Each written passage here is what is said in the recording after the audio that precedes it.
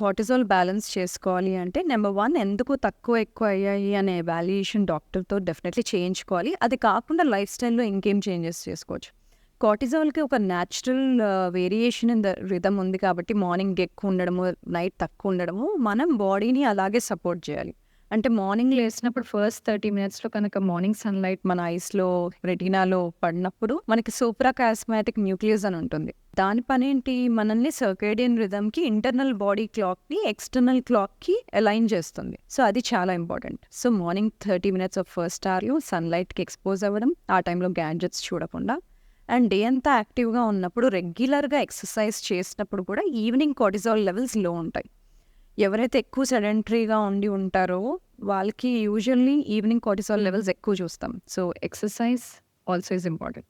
Next thing balance nutrition very very important. అది కాకుండా consistent sleep schedule ఉండడము and evening blue లైట్కి expose అవ్వకుండా gadgets avoid చేసినప్పుడు మనం మళ్ళీ ఆ కార్టిజాల్ని స్టిమ్యులేట్ చేయకుండా రెస్టింగ్ ఫేజ్లో ఉంటుంది అండ్ డీప్ స్లీప్లోకి వెళ్ళడానికి ఛాన్స్ ఉంటుంది. కానీ ఈవినింగ్ కార్టిజాల్ లెవెల్స్ ఎక్కువ పెట్టుకున్నప్పుడు అది మళ్ళీ స్లీప్ని ఎఫెక్ట్ చేయడము, మళ్ళీ నెక్స్ట్ డే మార్నింగ్ మనకి కార్టిజాల్ ఎవెక్నింగ్ రెస్పాన్స్ సరిగ్గా లేకపోవడము. సో సర్కేడియన్ రిథమ్ బ్యాలెన్స్డ్గా ఉంటే హార్మోనల్ బ్యాలెన్స్ ఉంటుంది. హార్మోనల్ బ్యాలెన్స్ ఉన్నప్పుడు risk of lifestyle diseases like type 2 diabetes కానీ, హైపర్టెన్షన్ కానీ, కార్డియోవాస్కులర్ డిసీజెస్, న్యూరోడెజనరేటివ్ డిసీజెస్ ఈ రిస్క్స్ అన్నీ తగ్గించుకోవచ్చు. సో స్ట్రెస్ మేనేజ్మెంట్ అన్నిటికన్నా ఎక్కువ లింక్డ్ ఉంటుంది కార్టిజాల్కి especially and indirectly to other hormones.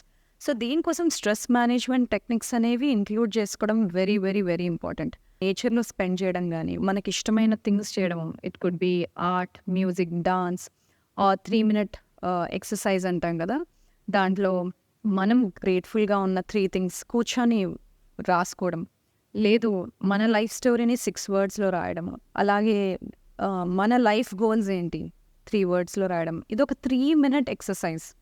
So బాగా స్ట్రెస్ఫుల్గా అనిపించినప్పుడు ఈ 3 మినిట్ వర్క్ ఎక్సర్సైజ్ మనం చేసుకోవచ్చు. అలాగే డయాఫ్రమాటిక్ బ్రీదింగ్, అది కూడా లాట్ ఆఫ్ స్టడీస్లో యోగా కానీ deep breathing and diaphragmatic breathing reduces or balances your cortisol levels. So ఇలాంటి స్ట్రెస్ మేనేజ్మెంట్ టెక్నిక్స్ అన్నీ ఇన్కార్పొరేట్ చేసుకోవడం కూడా ఇంపార్టెంట్.